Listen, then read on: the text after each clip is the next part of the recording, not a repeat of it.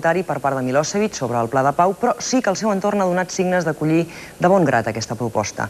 La comunitat internacional, per la seva part, continua concentrada en les múltiples interpretacions d'un acord que, amb tot, deixa moltes portes obertes. Els mitjans de comunicació de Belgrad comencen a preparar l'opinió pública sèrbia per presentar l'acord de Bonn com una proposta honorable.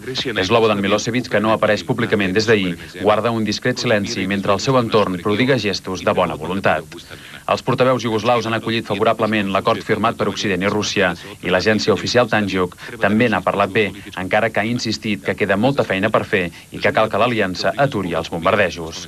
No s'espera, doncs, una resposta negativa de Milosevic, una maniobra que el deixaria aïllat, ara que Rússia, el seu aliat, ha decidit fer front comú diplomàtic amb Occident. El govern de Boris Yeltsin ha igualat així el seu protagonisme en una crisi capitanejada ostensiblement per la Casa Blanca. Malgrat el deteriorament físic del president, hi havia aquest matí un aire de prestigi recuperat en l'ofrena a la flama eterna en memòria al soldat desconegut. L'única pugna oberta entre Moscou i Occident es limita ara a les diferents interpretacions del compromís de Bonn, pel que fa especialment a la presència internacional a Kosovo, en cas d'una hipotètica retirada militar sèrbia. Rússia, a través del seu ministre d'Afers Estrangers, insisteix que la lletra de l'acord implica que una presència militar de l'OTAN ha de comptar amb el vistiplau de Milosevic. Occident, per la seva banda, ho interpreta al revés.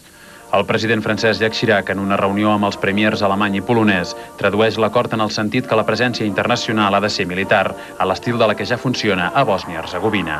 Pel que fa a la retirada militar iugoslava de Kosovo, l'OTAN ha advertit que ha de ser total. L'ONU, mentrestant, comença a assumir el paper futur que se li ha assignat en aquesta crisi, però ha demanat realisme a Occident i que consideri la independència de la província com a únic factor d'estabilitat futura.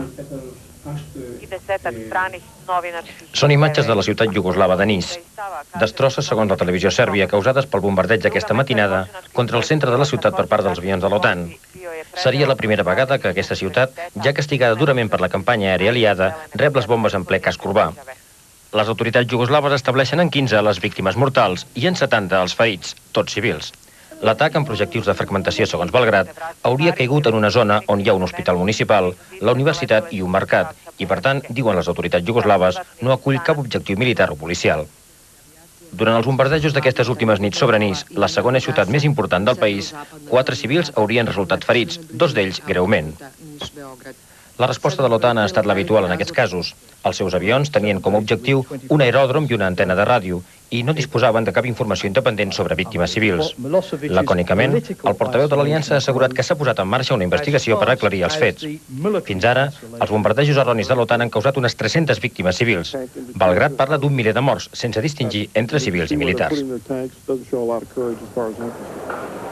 I el comboi de la campanya Catalunya per